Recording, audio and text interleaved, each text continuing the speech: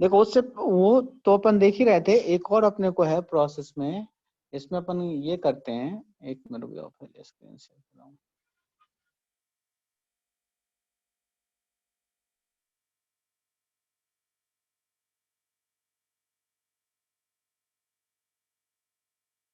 तुम लोग का प्रैक्टिकल का टाइम टेबल पता चला? नहीं सर, 9 तारीख से बोल रहे थे पर ऑफिशियल न्यूज नहीं आई कुछ। चलो 13 से होगा, वो देख लेंगे।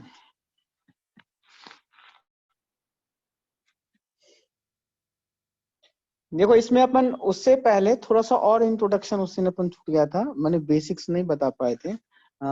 बेसिक्स ये बेसिक्स है कि पहले वर्क और हीट के बारे में देखते हैं, फिर वो सारा प्रोसेस देखोगे तो ज्यादा समझोगे। वर्क बहुत टाइप का आता है और अपन साइड में एक एक क्वेश्चन भी करते चलेंगे तो ज्यादा आसान रहेगा। फिर अपन प्रोसेस देखेंगे, क्योंकि प्रोसेस तो एक बार शायद अपन देख भी चुके, वो आसान ही रहता, लेकिन एक बार देखते हैं उस प्रोसेस के बारे में शुरू से। जो वर्क है, वर्क ट्रांसफर क्या समथिंग समथिंग दिया रहता, उसके अकॉर्डिंग टू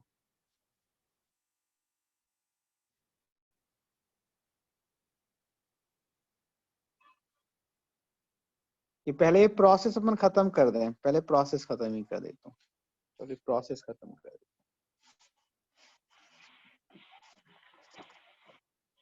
देखो ये हो गया था आइसोकोरिक प्रोसेस। अब नेक्स्ट है isothermal process. Isothermal process, isothermal process में कांस्टेंट टेम्परेचर। हाँ कांस्टेंट टेम्परेचर रहेगा। ये थोड़ा सा उसमें अपन और देखते हैं आइसोथर्मल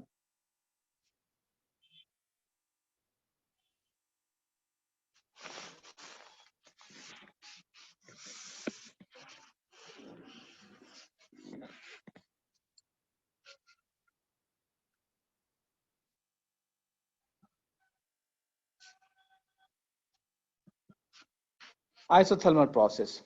देखो इसमें T इक्वल टू कांस्टेंट, इसमें it means T equal to constant, तो dt इक्वल टू कितना होगा, change of temperature zero. Sir वैसे भी 0।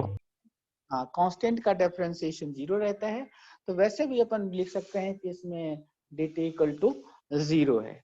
सो ऑन पीवी डायग्राम, ये अपन पीवी डायग्राम पे देखते हैं, ये है PV diagram.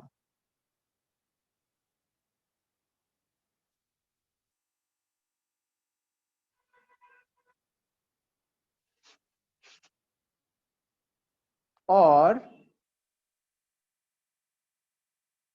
Constant temperature process,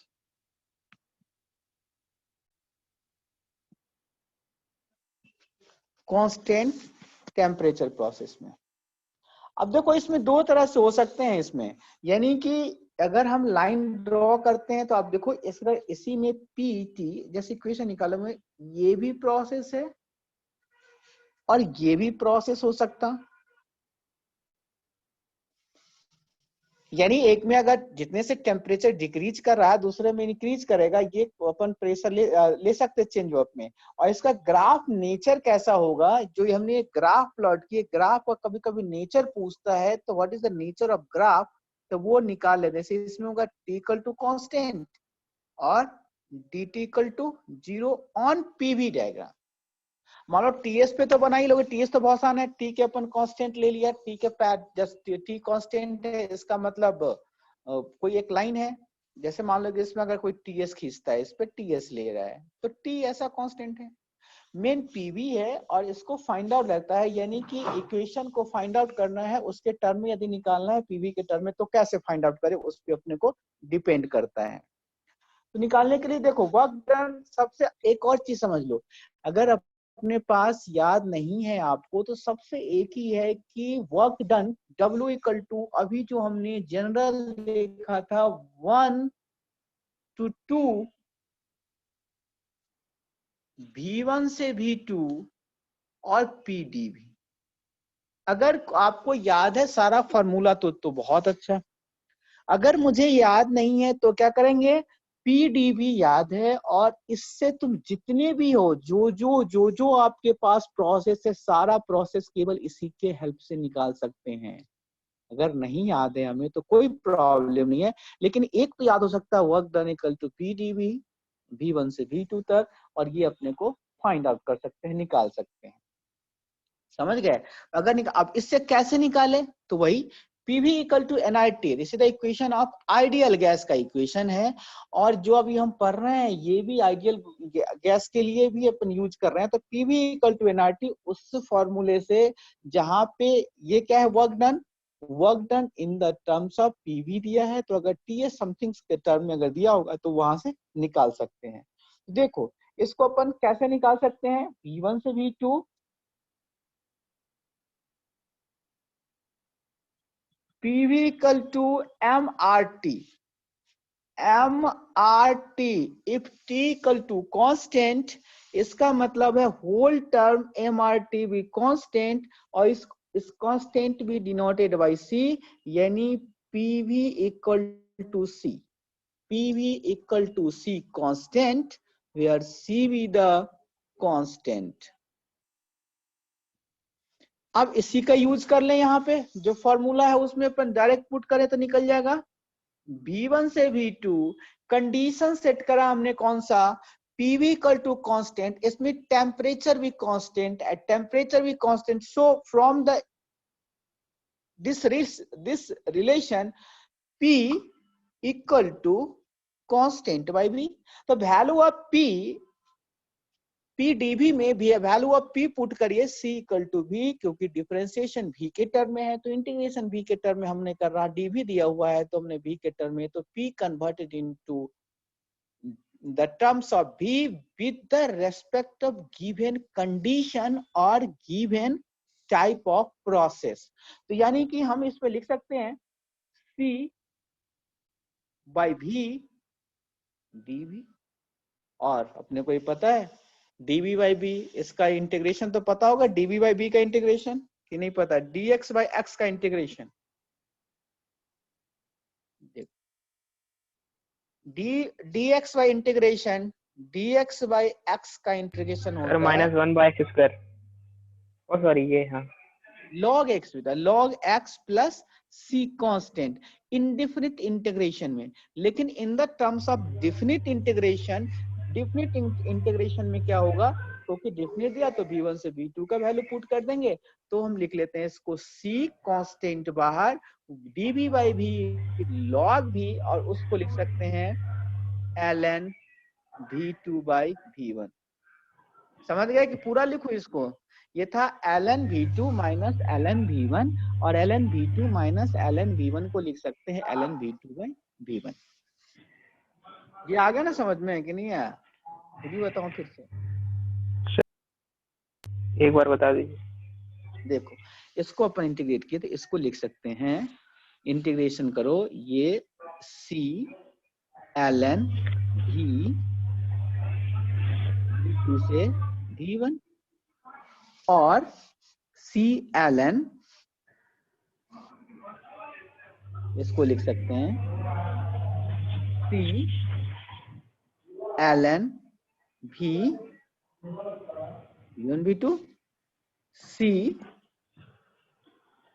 ln V2 minus ln V1, ऐसे लिखते हैं, और ln log x by y equal to log x minus log y, properties है, तो सो C ln V2 by V1। ठीक है, ये हो गया, तो लिखला C ln V2 by V1।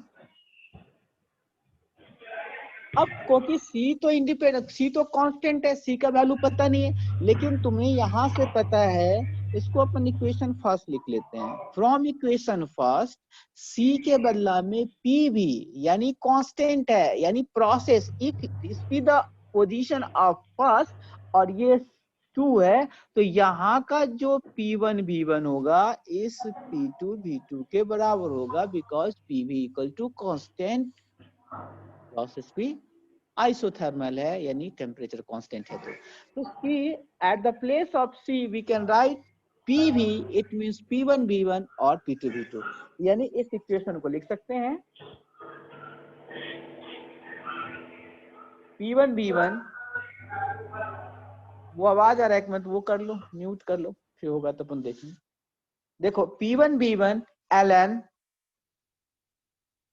V2 by V1 equal to P2 V2 ln V2 by V1। यानी आपको P1 V1 का वैल्यू दिया हुआ है और P1 V1 का वैल्यू दिया हुआ है और V1 V2 का दिया तो निकल सकता है, या P2 V2 कोई सा दोनों इन पॉइंट्स का P1 V1 और वेलोसिटी दोनों दिया हुआ है तो फाइंड आउट कर सकते हैं, या प्रेशर दोनों दिया हुआ है, कुछ भी दिया हो सकता है तो आप फाइंड आउट कर सकते हैं। अब इक्वेशन से यहां से लिख सकते हैं, देखो ये था PV इक्वल टू MRT, ये इक्वेशन है। तो अगर एक which implies P1 V1 equal to MRT1, P1 V1 equal to MRT1, तो P2 V2 equal to MRT2। तो जहां जहां पे P1 V1 है, क्योंकि प्रोसेस आइसोथर्मल है, टेम्परेचर कांस्टेंट है, इसलिए टेम्परेचर का वैल्यू दिया रहता है। तो अगर मुझे P1 V1 के टर्म में दिया हुआ है इक्वेशन तो बहुत बेटर है, अगर नहीं है तो डायरेक्ट टेम्परेचर के टर्म में निकाल सकते हैं। तो at the place of P1 V1 we can write MRT1 and at the place of P2 V2 we can write MRT2। So our equation becomes MR T1 ln P1 by P2 MR T2 ln P1 by P2। तो ये equation, ये formula fun करके आया। तो सो isothermal के लिए जो formula आया वो देख लो, पूरी फॉर्मूला हम लिख सकता है आइसोथर्मल के लिए, ये फॉर्मूला है। For isothermal formula becomes MR T1 ln P1 by P2 MRT2 ln P1 by P2 P1 V1 sorry P1 V1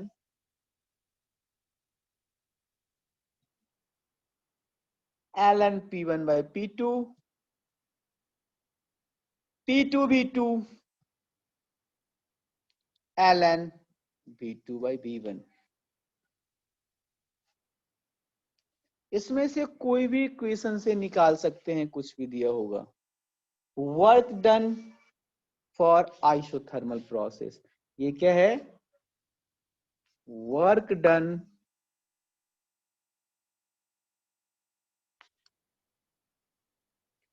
for isothermal. Sir वो P1 V1 ln V2 by V1 होगा ना, कौन सा? Third वाला P1 V1 ln V2 by V1।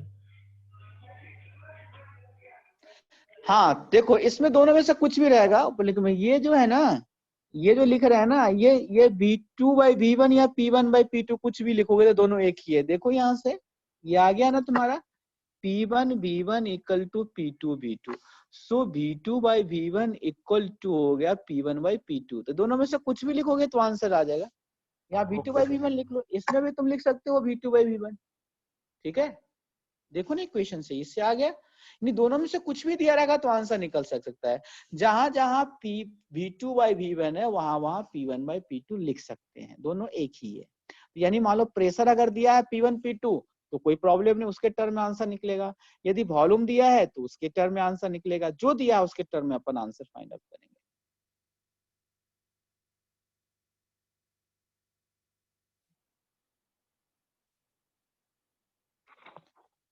Next है adiabatic process. Adiabatic process में अगर मुझे निकालनी है तो एडियाबेटिक प्रोसेस में देखते हैं कैसे फाइंड आउट करेंगे।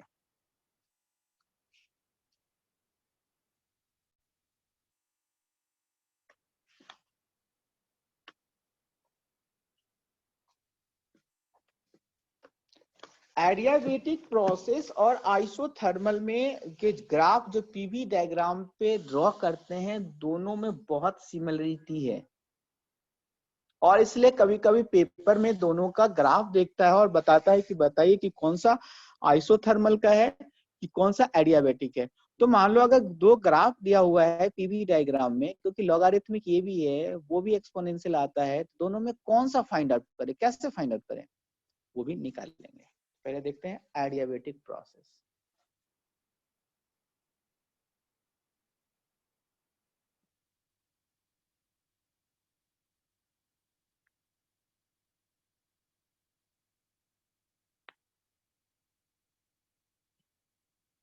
एडियाबेटिक प्रोसेस, एडियाबेटिक और आइसोथर्मल रिवर्स है। आइसोथर्मल को बोलते हैं very very slow process, whereas adiabatic process is super fast process. यानी इसको ऐसे समझ लो वेरी स्मॉल, जैसे अपन में पिस्टन सिलेंडर अरेंजमेंट में बताते हैं कि वैसे एडियाबेटिक प्रोसेस में जो चेंज ऑफ, जो अपने पास जो दोनों पे जो चेंज करता है D Q, change of heat will be zero रहता है। यानी वो होता कैसे है, यानी कि जैसे अपन ये था पिस्टन सिलेंडर अरेंजमेंट, समझना है इसको, ये है पिस्टन सिलेंडर अरेंजमेंट। इस प्रोसेस को आप इतनी स्लो कर दिए हैं, वेरी वेरी स्लो प्रोसेस, कि टेम्परेचर तो राइज हुआ, लेकिन जितने टेम्परेचर राइज हुआ है उतने हीट बाहर चला गया होगा। मतलब कि जितना टेम्परेचर ड्यू टू इतनी माइन्यूट डिफरेंस टेम्परेचर का है, और ऐसे बोलते हैं इतनी स्लो प्रोसेस है कि इसमें इसका जो हीट है या हीट में इतने कम राइज अप हुआ है, टेम्परेचर जनरेट हुआ, मतलब क्योंकि उसमें ट्रांसफर नेग्लेक्टेड है, तो उसको हम कांस्टेंट बोलते हैं। और दूसरा प्रोसेस, इसको इतनी तेज फास्ट बनाते हैं, इतनी तेज फास्ट है कि क्योंकि टेम्परेचर तो राइज अप हुआ, लेकिन इतनी ना फास्ट प्रोसेस है कि इस हीट को बाहर जाने का टाइम ही नहीं मिला। समझ गए दोनों में क्या चीज है? एक में आइसोथर्मल में इतने स्लो प्रोसेस है कि इतने टाइम है हीट के पास कि वो बहुत जा रहा, यहां से यहां बाहर चला गया, इतने टाइम है कि टेम्परेचर ही राइज अप नहीं कर पाया। और दूसरा में इतने फास्ट है प्रोसेस कि हीट ट्रांसफर ही नहीं हो पाया। ठीक है, टेम्परेचर तो राइज अप हुआ लेकिन हीट ही नहीं ट्रांसफर हो गया, इतनी वेरी वेरी फास्ट प्रोसेस। तो उसका रिवर्स है, इसमें लिख सकते हो, लिखो इसमें,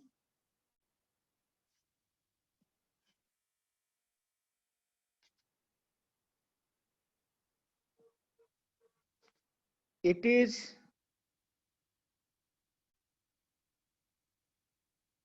super fast process,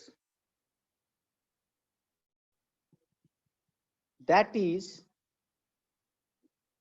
very fast process।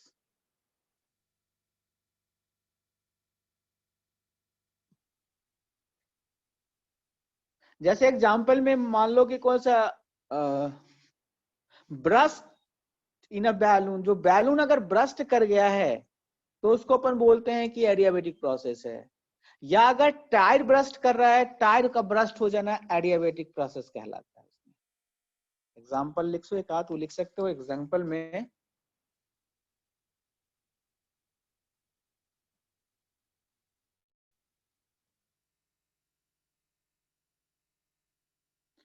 Burst इन अ बैलून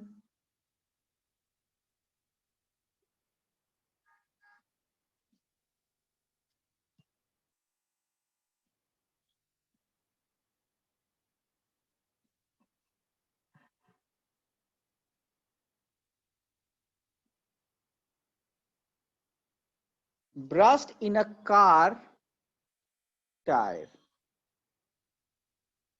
कार टायर माने सारे उसका है, व्हीकल का, फोर व्हीलर का या टू व्हीलर का टायर, केवल टायर का ही नहीं है। जैसे if the speed of the if the speed of the engine, या engine running speed more than 3000 RPM also, इसको जो हम बोलते हैं एडियाबेटिक प्रोसेस में काउंट करते हैं।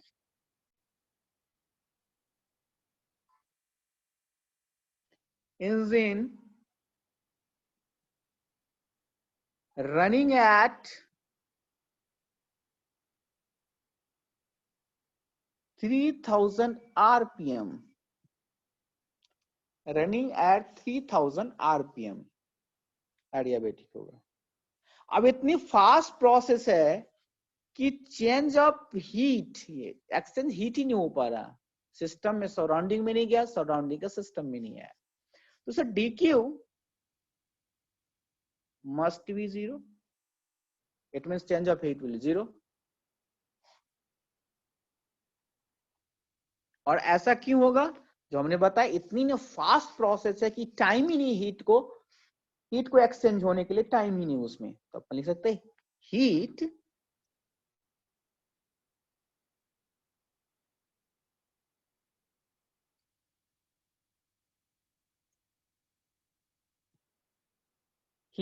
Transfer is 0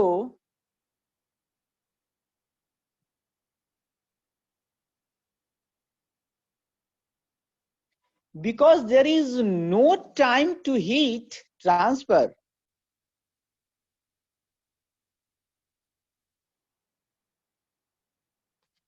There is no time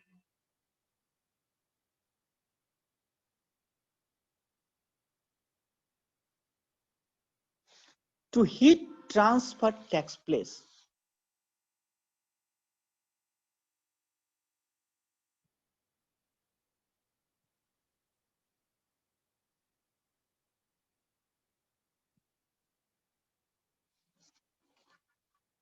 और इसका याद होगा तुम्हें क्या है, P V gamma equal to,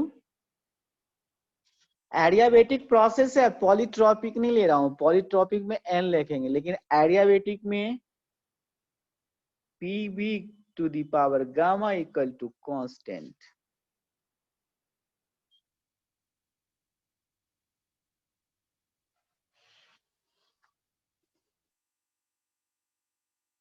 अब मान लो कि कभी कभी आता है कि एक बार 2-3 बार क्वेश्चन पहचानने का, this be the adiabatic process, तो PV gamma equal to constant, लेकिन उसने क्या किया पता है, उसको पीवी गामा के अकॉर्डिंग टू हटा करके उसने टी और बी में रिलेशन निकाल दिया एक साथ, और फिर उसमें पड़ा, मतलब गेट का ही क्वेश्चन है, और उसके आधार पर 1 मार्क्स में टी और पी में रिलेशन निकाल दिया और बताया कि ये कौन सा प्रोसेस है। तो इसमें कंफ्यूज मत होना, नन ऑफ दिस में आंसर नहीं लगानी है, हमें तो पहले फाइंड आउट करना है। जैसे कोई P V gamma equal to constant, ये भी हो सकता है, और अगर दूसरा इसको लिख सकते हैं T V to the power gamma minus 1 equal to constant, दोनों एक ही इक्वेशन है, और ये सारा एडियाबेटिक है, TP 1 minus gamma by gamma equal to constant.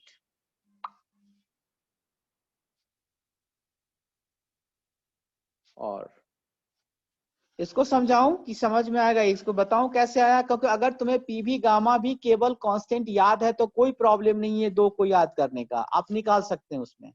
लेकिन एक बार क्वेश्चन में आया था the process will be adiabatic when relation follows relation भी, जो उसमें जो रिलेशन होगा वो एक्सेप्टेबल है, तो पी भी गामा इक्वल टू कांस्टेंट सब जानता है, लेकिन उसमें कर दिया टी और बी में रिलेशन, ए दूसरे बार टी और पी में रिलेशन।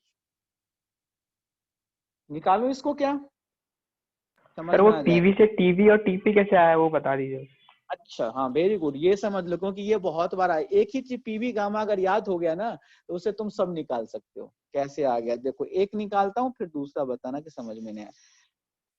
यानी देखो ये पी भी गामा इक्वल टू कांस्टेंट, पहला चीज, और आपके पास दोनों साइड, आपके पास जो इक्वेशन है P V equal to M R T, देखो नेक्स्ट इक्वेशन है पी और टी और भी के टर्म में, यानी हमें क्या इसमें एलिमिनेट क्या करना है यहाँ पे, इसमें जो पी के बदला अगर टी का हम कोई रिलेशन रख देते हैं तो आंसर निकल जाएगा।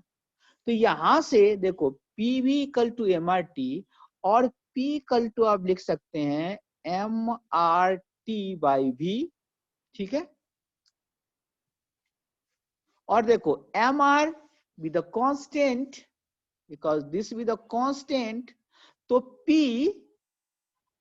Proportional to T by V. यह समझ में, क्योंकि एम आर कॉन्स्टेंट है कि नहीं है, ये बताओ पे यहाँ पे यह है कॉन्स्टेंट में। तो जहां जहां पी है, जहां जहां पी है वहां टी बाई भी पुट करते हैं आप। यानी जैसे कि इस इक्वेशन में पी है तो हमने टी बाई भी पुट करके निकल सकता है कांस्टेंट से। यानी इसको लिख सकते हैं पी के बदला में T by V into V to the gamma constant, T V gamma -1 constant. निकल गया देखो तो। Yes sir. तो अब पी में भी वैसे निकाल लोगे ना। जहां पे अब मान लो इसमें इसको पी को एलिमिनेट करना है तो क्या लिखेंगे इसमें, भी प्रोपोर्शनल टू, यहां से भी के बदला टी बाई पी। तो जहां जहां अब इस पी भी है, जहां जहां भी है वहां पे तुम लिखोगे टी बाई पी, तो आंसर निकल जाएगा।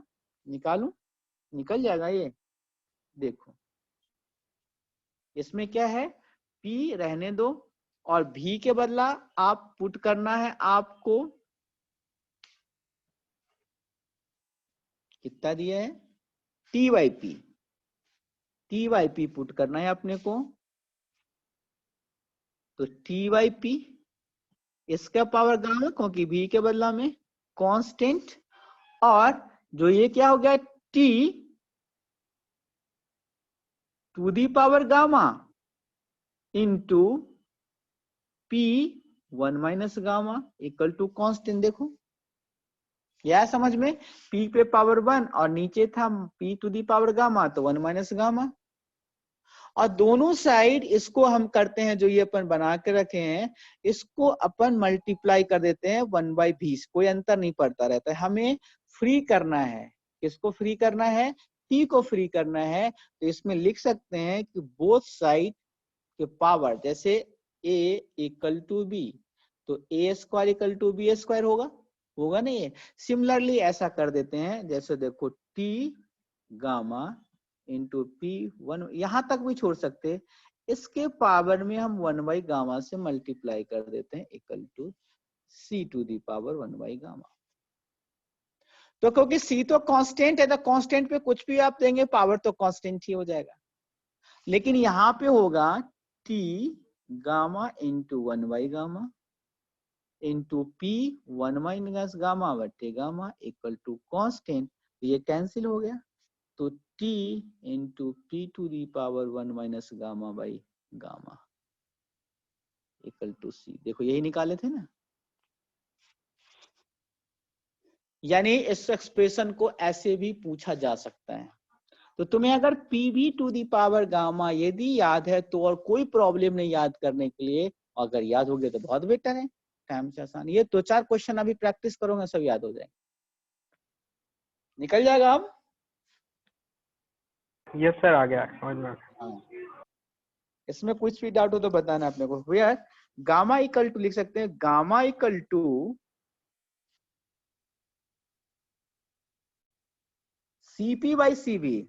उसने बताए थे ये क्या है, सीपी बाई सीबी। सीपी क्या, सीबी क्या था याद है, उसने शायद बताए थे कि नहीं बताए थे, सीपी और CV specific heat at constant pressure and हाँ, CV equal specific heat at constant constant. Volume. Yes sir. इसको लिख सकते हैं रेशियो ऑफ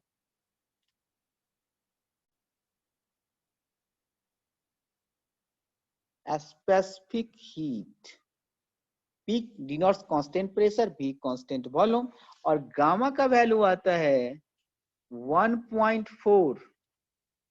उसने एक दिन बताया ना गामा का वैल्यू 1.4, 1.3, 1.33 कैसे आता है, ये बताए कि नहीं बताए थे, नहीं सर, मोनो नहीं। Atomic diatomic. नहीं सर, नहीं। क्यों आता है, क्योंकि ये तो अपन पढ़ते हैं लेकिन आता क्यों है ये शायद नहीं बताए हैं क्या। नहीं नहीं सर, ये नहीं। अच्छा चलो मैं बता देता हूँ, अब भी बता देता हूँ कि आखिर ये लिख करके और आखिर आता कैसे है गामा। यदि मान लो कि अचानक मुझे फाइंड आउट करना है गामा का वैल्यू निकालना है तो अपन कैसे निकाल पाएंगे, ये है, ये निकालना रहेगा। ठीक है मैं बताता हूँ कैसे निकालते हैं।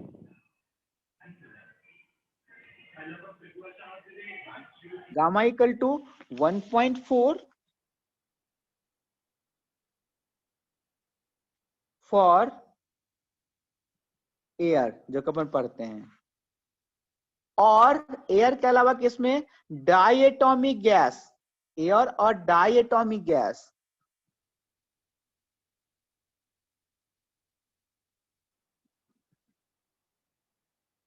डायटोमिक गैस जैसे ऑक्सीजन हो गया, नाइट्रोजन हो गया, यानी O2N2 लिखते हैं, डायटोमिक गैस।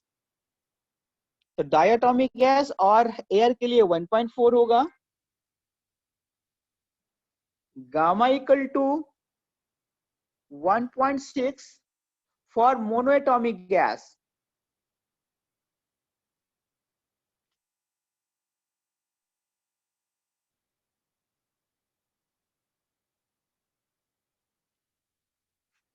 मोनोएटॉमिक गैस जैसे क्या होगा, inert gas, helium, neon, monoatomic है, इसका होगा गामा इक्वल टू 1.33, यानी कि जितने जैसे मोनोएटॉमिक 1.6 गामा का वैल्यू है, ज्यादा है Cp/Cv,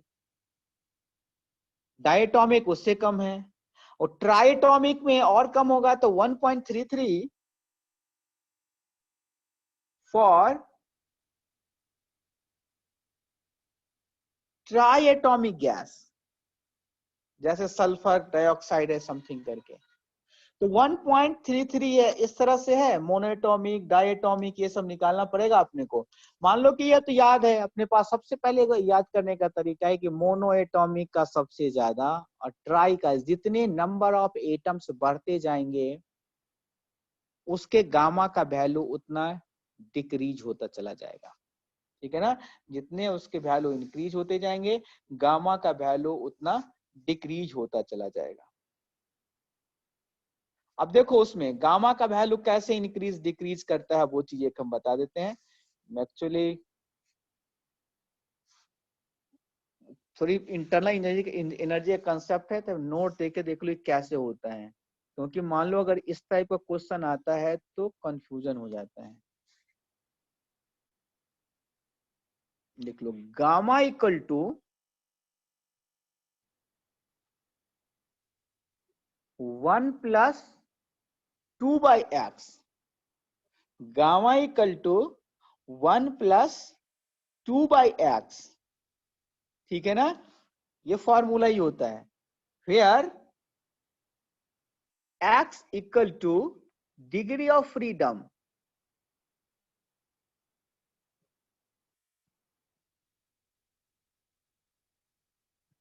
डिग्री ऑफ फ्रीडम,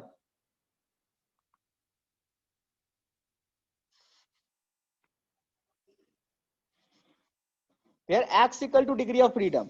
मान लो दो तीन चीज और अपने पास दिया रहता है, जैसे अपने पास रहता है एक फॉर्मूला x, तो यदि मान लो डिग्री ऑफ फ्रीडम हमें पता हो तो कैसे निकालेंगे कि डिग्री ऑफ, जैसे मोनोएटॉमिक गैस का रहता है, मोनोएटॉमिक का डिग्री ऑफ फ्रीडम 3 है। जैसे अपन लेते हैं डायटोमिक के केस में लेते हैं, तो डायटोमिक के केस में डिग्री ऑफ फ्रीडम चेंज हो जाएगा, डायटोमिक केस में डिग्री ऑफ फ्रीडम 5 होता है। ट्राइएटॉमिक के केस में अपन डिग्री ऑफ फ्रीडम 6 लेते हैं क्योंकि ट्राइएटॉमिक है। तो अपने पास, एक minute,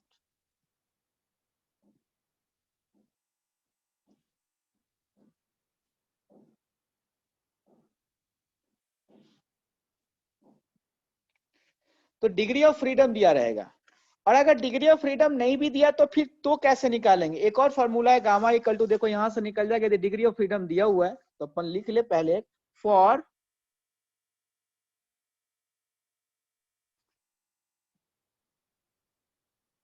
monoatomic gas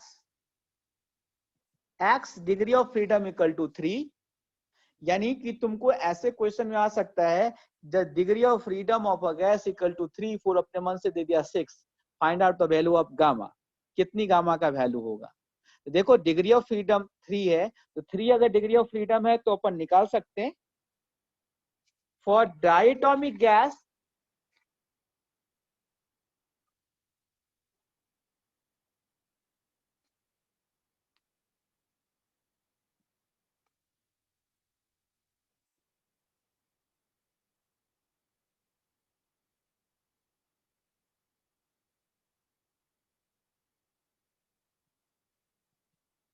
x equal to 5 degree of freedom, for triatomic gas,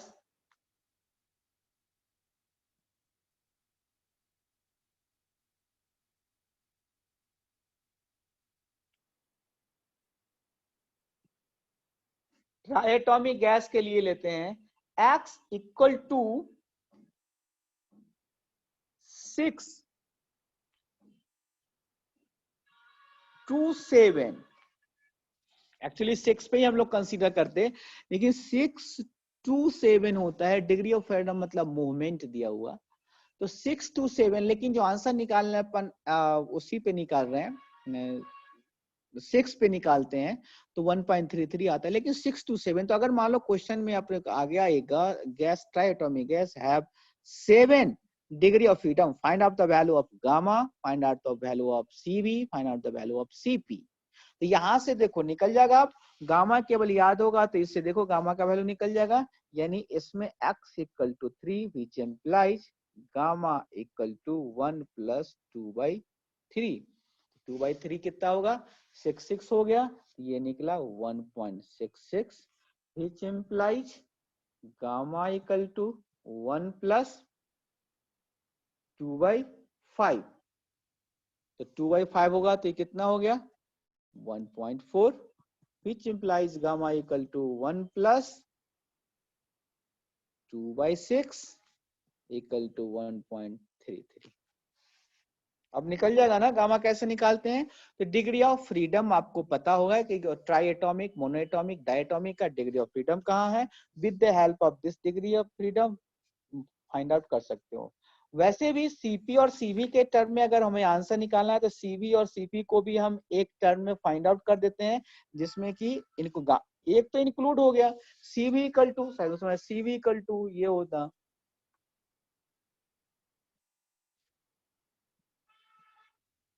are gamma -1, R constant है, गामा फाइंड आउट करोगे 1 मेरे को लिख लोगे, सीपी निकालना है gamma R by gamma -1, sorry, तो यहां से सीपी निकल जाएगा। ठीक है, निकल जाएगा ना अब तो। Yes sir. सीपी और सीवी का वैल्यू और गामा का वैल्यू ऐसे करते हैं, तो आया हुआ है, तुमने सही पूछा, 1-2 बार क्वेश्चन में आया है कि व्हेन डिग्री ऑफ फ्रीडम दे दिया था और बोला कि इसके सीपी का वैल्यू निकालिए, तो आर तो कांस्टेंट ही है, उसका वैल्यू सब पता है, अपने पास दिया भी रहता है, नहीं तो वैसे भी कांस्टेंट है। दूसरा गामा का वैल्यू अपन फाइंड आउट करेंगे तो ये निकल जाएगा। अब देखो नेक्स्ट था ये अपन, नेक्स्ट टारगेट अपना वर्क डन निकालना ही तो प्रोसेस का, तो वर्क डन निकालने के लिए, वर्क डन के लिए है इस केस में।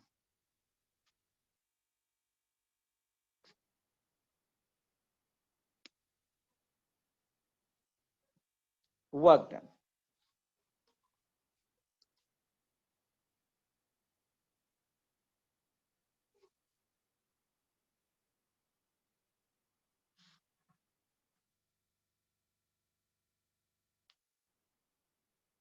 पीवी प्रेशर इनटू वॉल्यूम पे वर्क डन अगर निकालते जैसे कि आइसोथर्मल में था वैसा ही, ये हो गया 1 2 किसी इंटरमीडिएट पोजीशन पे,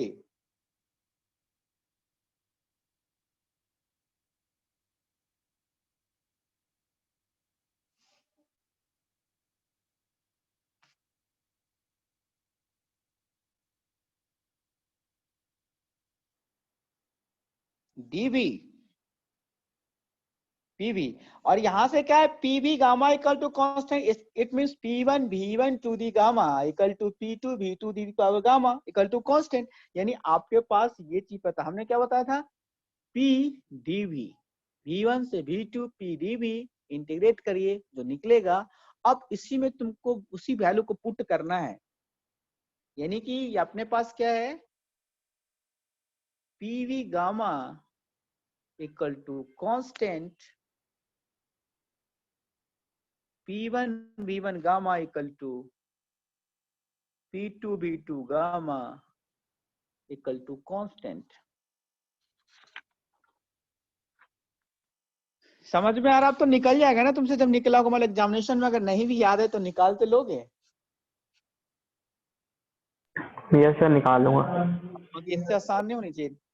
W1 से 2, देखो अपने पास फॉर्मूला क्या था, एक ही फॉर्मूला है, आपको याद रखना है, V1 से V2 PdV, V1 से V2 PdV, एक ही याद रखना है फॉर्मूला। अब P के वैल्यू में देखो, P इक्वल टू लिख सकते हैं C by V to the power gamma. अब C by V to the power gamma put किया at the place of P, जो आंसर निकलेगा वो work done for the adiabatic process निकल करके आ जाएगा। ठीक है, तो अब इसको लिख सकते हैं, राइट डाउन V1 से V2 C V2 the power gamma dV। और अब इसको जो उस समय तुम फॉर्मूला बता रहे थे, पावर जो अपन बता रहे थे, पावर में ये V2 दी पावर गामा है, पावर में एक माइनस होगा और माइनस वाले टर्म से आप डिवाइड करेंगे यहां से, ऐसे जैसे निकाल देते हैं 1/x² dx, इसको अब निकाल सकते हो, 1/x में तो फॉर्मूला था, अब इसको निकाल सकते हैं। फॉर्मूला होता है पावर में एक जुटेगा, जुटे हुए टर्म से भाग पड़ेगा, it means x to the power -2 dx है। इसका मतलब है कि पावर में एक ऐड करिए तो x -2 + 1 डिवाइड करना है, -2 + 1 माइनस है, यानी x to the power -1 minus के साथ होगा, ये होगा। तो अगर इसको डिफरेंशिएट करें तो डायरेक्ट लिख दूं, जैसे इसको V2 दी पावर गामा होगा तो क्या होगा, पावर में ये माइनस गामा ऊपर चला जाएगा तो पावर में एक ऐड होगा, 1 add, it means 1 minus gamma. तो इसको आप लिख सकते हो, C को बाहर करिए, 1 से 2, C को बाहर करिए, और ये हो गया V2 the power 1 minus gamma by 1 minus gamma. बताना इंटीग्रेशन समझ में नहीं आया तो, B1 से B2 इंटीग्रेशन आया समझ में कि बताऊं फिर से? आ गए सर, आ गए। हाँ, तो ये आ गए यहाँ पे। Show W1 equal to W2 C से मल्टीप्लाई कर देगा हमें, क्योंकि अब तुम्हारे पास जो आंसर है वो जो दिया रहता है वो जनरली टेम्परेचर के टर्म में, बहुत सारे पैरामीटर के टर्म में लेके चलते हैं, तो इसको इजी फॉर्म में लेकर के पहुंचे।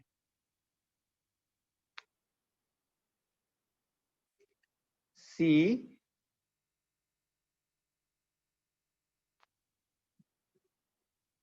V2 the power 1 minus gamma minus V1 to the power 1 minus gamma by 1 minus gamma. कर दिया V1 V2 के value put, which implies C V2 the power 1 minus gamma minus C V1 to the power 1 minus gamma by 1 minus gamma. और C का value आपको पता है, C का value पता है कितना, V1 into V2 the power gamma, और V1 V2 दी पावर, देखो ये C का वैल्यू है ये, तो दोनों वैल्यू को पुट कर लो। C के बदला, क्योंकि मुझे एलिमिनेट करनी है तो C के बदला यहाँ पुट कर सकते हैं P2 V2 the power P2 V2 to the power कितना है यहाँ पे, gamma, into V2 1 minus gamma, minus C के बदला में यहाँ से P1 B1 to the gamma B1 1 minus gamma by 1 minus gamma. देखो V2 the power gamma 1 minus gamma cancel हो गया, तो ये क्या हो गया यहाँ पे, V2 P2 बस बचेगा, V2 बचेगा। P2 very good, minus P1 B1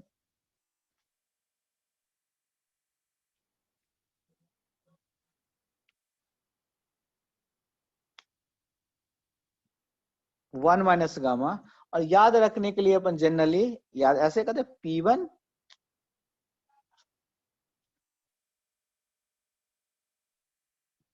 P1 B1 minus P2 B2 बटे गामा माइनस 1। माइनस कर दी ऊपर वाले में, ऊपर था P2 B2, उसको हमने P1 B1 लिख दिया। या अपन को याद करने में आसान हो गया। या तो हो गया P2 B2 minus P1 B1 बटे 1 माइनस गामा, या P1 B1 minus P2 B2 बटे गामा माइनस 1। यानी तुम देखना, अब नीचे में अगर पॉजिटिव ले रहा है तो ऊपर में जैसे यहाँ पे गामा का वैल्यू 1, जो गामा का वैल्यू है हर पॉइंट में 1.33 1.4 1.6 यही निकला है। तो गामा भी ग्रेटर देन 1, तो गामा का वैल्यू ग्रेटर देन 1 है, तो इसका मतलब देखना, जब गामा का यहाँ माइनस करेंगे तो P2 B2 लेंगे, और गामा पहले लिखेंगे तो P1 B1 लेंगे। ये अपने को याद करने का था। अब इसमें मान लो कि हमें निकालना है कि इसमें उसके टर्म में in the terms of temperature, तो कैसे लिखेंगे? तो फॉर्मूला तुम्हें पता है, वही फॉर्मूला आइडियल है इसका, PV इक्वल टू MRT। तो जब PV इक्वल टू MRT है तो P1 B1 इक्वल टू क्या होना चाहिए? MRT1। और P2 B equal to MRT2। तो at the sir place of P1 B1 we can write MRT1, and at the place of P2 B2 we can write MRT2। ये निकल के आया MRT1 minus MRT2 by gamma minus 1।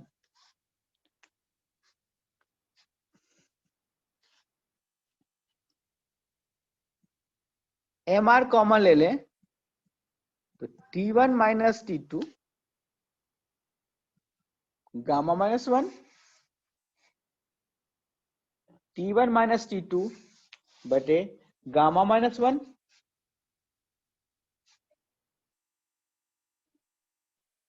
अब देखो एक चीज और है इसमें,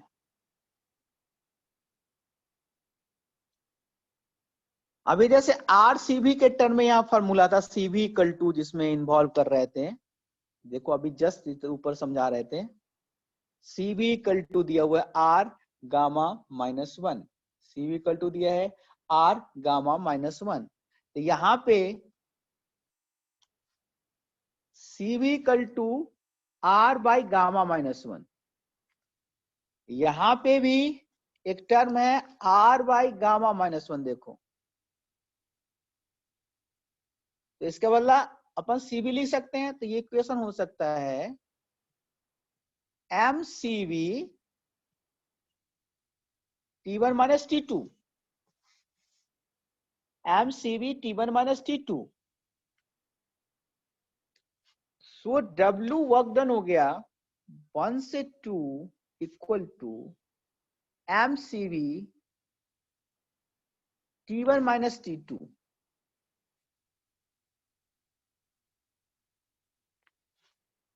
MCV T1 माइनस T2। अब इसमें क्या है, CV इक्वल टू गामा बटे where CV equal to R by gamma minus 1, CV equal to R by gamma minus 1। ये निकल करके आ गया। तो इतना बड़ा एक्सप्रेशन था, इस छोटे के टर्म में भी आप इसके वैल्यू फाइंड आउट कर सकते हैं, ये निकल करके आ सकते हैं। तो ये था किसका, एडियाबैटिक का। और यदि पॉलीट्रॉपिक में लेंगे तो पॉलीट्रॉपिक में एक ही चलता है PV to the power n equal to constant. जहां PV to the power gamma है वहां पे PV to the power n, where n भी वेरिएबल है, वो चेंज हो रहा है। जैसे जैसे n का वैल्यू चेंज करेंगे वो पॉलीट्रॉपिक का नाम स्पेशल टाइप के प्रोसेस में हो जाएगा, स्पेशल टाइप के प्रोसेस में इसका नाम हो जाएगा। तो नेक्स्ट है पॉलीट्रॉपिक प्रोसेस। इसमें कुछ नहीं समझ में आया तो बताना, क्योंकि इस पे आप न्यूमेरिकल्स देखेंगे कुछ, ये बहुत आसान तरीका है बनाने का।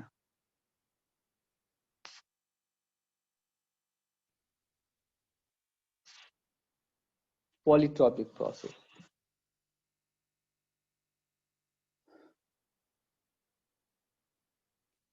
PV to the power n equal to constant. PV to the power n equal to constant.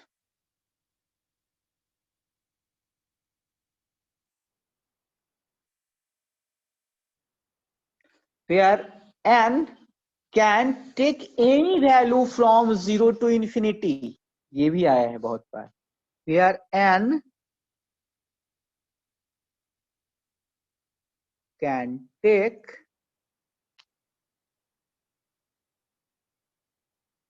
any values from 0 to infinity. From 0 to infinity. Negative नहीं होता, अपन 0 से इन्फिनिटी के बीच में कुछ भी वैल्यू हो सकता है n का. 1 2 3 4 कुछ सी वैल्यू हो सकता है 0 टू इन्फिनिटी में.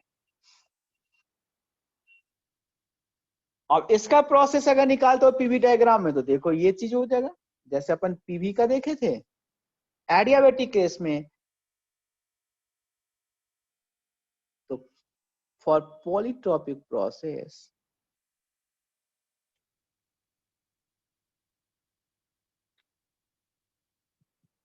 पीवी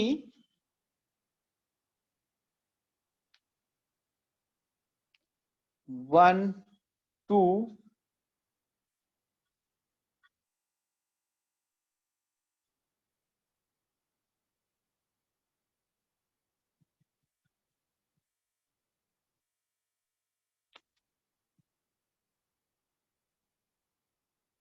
डीवी और इसका जो हुआ था एक पीवी इक्वल टू कांस्टेंट और दूसरा अगर टी और भी मिलेंगे तो वैसा T B to the power N minus equal to constant T T to the power 1 minus N by N equal to constant.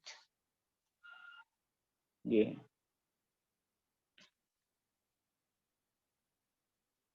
तो सो फॉर्मूला जो निकल के आएगा 1 से 2 P1 B1 minus P2 B2 n minus 1 MR T1 minus T2 n minus 1. जहां जहां इसे पहले वाले इक्वेशन में गामा था वहां वहां n हो जाएगा. जहां जहां इससे पहले वाले इक्वेशन में गामा होगा वहां वहां n हो जाएगा. तो ये फाइनल वैल्यू निकल करके आ जाएगा पॉलीट्रॉपिक प्रोसेस में वर्क डन का value.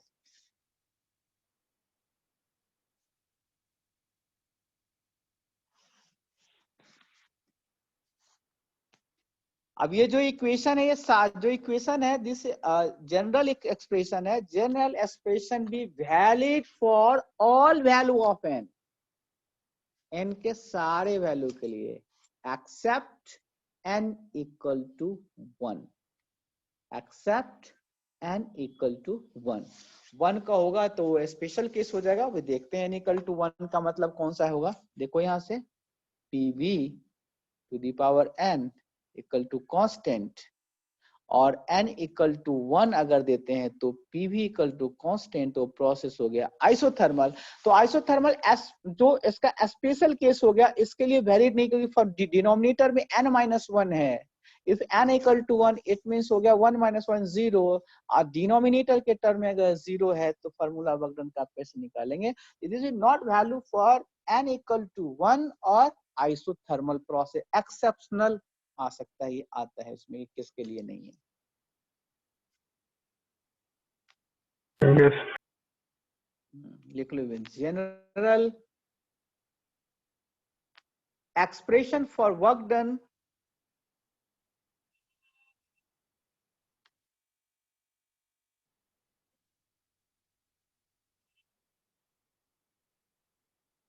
general expression for work done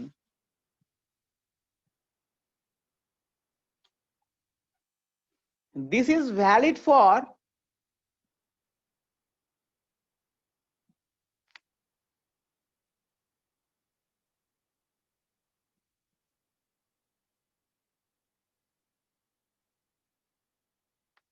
all values of n except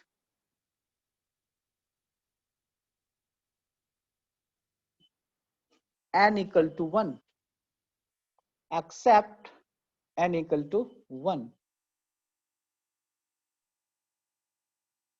So when n equal to 1,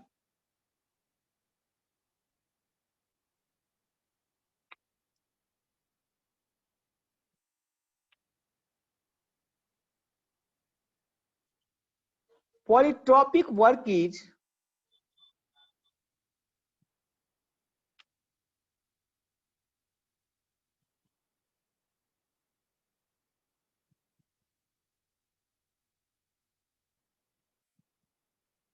infinite, but isothermal work is finite.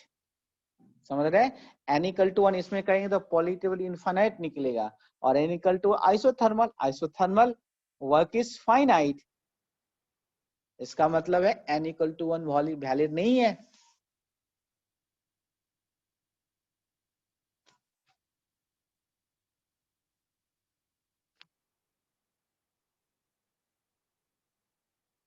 But isothermal work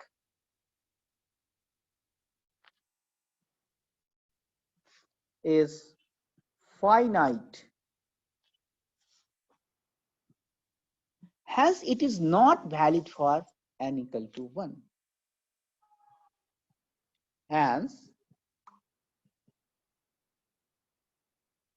it is not valid for n equal to 1. So, PV to the power n equal to constant, बताना, put n equal to 0, तो क्या निकलेगा? अगर n equal to 0 कर दिए तो क्या equation बन जाएगा? देखो इसमें v to the power 0 किसी पे 0 पर पुट करते हैं 0 को छोड़ के, तो क्या निकलता है? 1 वैल्यू हो गया. It means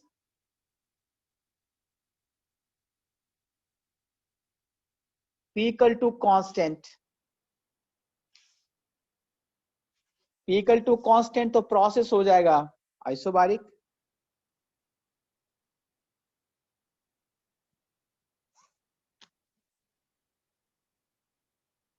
p to the power n equal to constant, put n equal to 1, which implies PV equal to constant,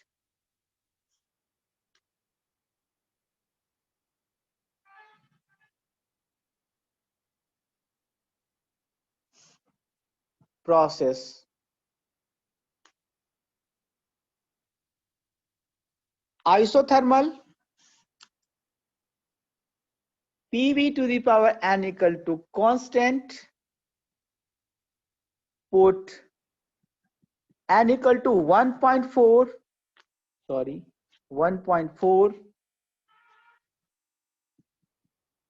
process PV to the power 1.4, constant,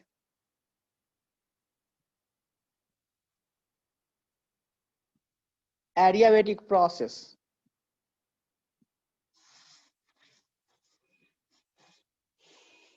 अब एक है कि n इक्वल टू इंफिनिटी पे देखते हैं क्या है.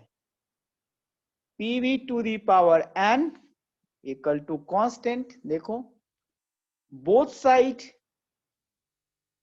पावर 1 बाई n से आप दोनों साइड पावर करिए 1 बाई n, तो 1 by C to the power 1, नया टर्म एक c1 कोई कांस्टेंट बना, और ये हो गया p to the power 1 by n v equal to c1 at n equal to infinity, 1 by n equal to 0, and p to the power 0 equal to 1. So v equal to constant आ गया. At n equal to infinity, our equation pv to the power n equal to constant converted into the v equal to constant. ये हो गया constant volume process. ये आया समझ में कि नहीं आया, ये कैसे हुआ? इन्फिनिटी वाला बताइए ना एक बार। हाँ देखो, ये हो गया, जो इधर देखो, PV power N equal to constant हो सकता है, दोनों साइड हमने 1/n से पावर कर दी, मैंने दोनों साइड, यानी हो गया PV to the power n, इसके पावर दिया 1/n, तो c के पावर हो गया 1/n। अब देखो ये दोनों पे करेंगे अलग अलग पावर, जैसे x y to the power 2 है तो इसको x स्क्वायर y स्क्वायर लिखते हैं ना, सिमिलर चीज यहाँ पे भी है। तो इसका मतलब ये हो गया कि इसको लिख सकते हैं p to the power 1/n into v to the power n into 1/n, और ये c कांस्टेंट के पावर में दिए, तो कांस्टेंट है तो नया कांस्टेंट कोई जनरेट हो गया c1, कुछ होगा c1 का वैल्यू। तो अब देखो ये p to the power 1/n और ये n से v इक्वल टू c1, और at n equal to infinity, ये क्या है equation, p to the power 1l into v equal to c1 constant. तो at n equal to infinity, तो 1/n की कितना हो गया, 1/इंफिनिटी, 1/इंफिनिटी कितना होता, 0 ना, 0। 0। तो ये आ गया 1/n के बदला इंफिनिटी पे लिख सकते हैं p 1/इंफिनिटी into v equal to c, 1/इंफिनिटी के बदला में 0, p to the power 0 into v equal to 0, p to the power 0 का value 1, 1 into v equal to constant, ये हो गया आइसोकोरिक प्रोसेस। सो एट, यहां से निकला at n equal to infinity v equal to constant, process पे भी हो गया कांस्टेंट वॉल्यूम और आइसोकोरिक प्रोसेस। आया समझ में अब, क्योंकि ये आता है इसमें किसमें किसमें yes sir, convert. Yes sir. अब नेक्स्ट इसके बाद है कि उस दोनों के बीच में ग्राफ है, कौन सा इंक्रीजिंग डिक्रीजिंग में है, ये एन को इंक्रीज करेंगे तो कैसा ग्राफ पड़ेगा, वन वर्क डन का भी को कैसे इंक्रीज करेंगे, तो नेक्स्ट अपन क्लास में देख लेंगे, मंडे को बताएंगे, ठीक है ना, मंडे को यस बताएंगे। सर। ठीक है तो सर रखता हूँ, मंडे करता हूँ। ठीक है सर, थैंक यू।